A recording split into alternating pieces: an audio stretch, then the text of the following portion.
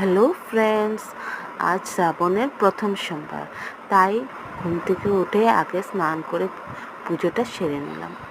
বাবাকে ছোটো করে আসন বসিয়ে ঘরেই পুজো দিলাম। জানি না ঠিকঠাকভাবে দিতে পেরেছি কিনা, তাও আমার মনে যতটুকু ভক্তি দিয়ে, যতটুকু সামর্থ্য দিয়ে আমি বাবাকে পুজো দিয়েছি। এই বাবা যেন সবাইকে ভালো রাখে, পৃথিবীর সবাই যেন মঙ্গল হয়, এটাই প্রার্থনা বাবার কাছে।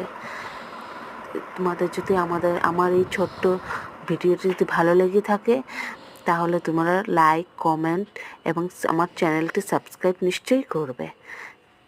নমস্কার।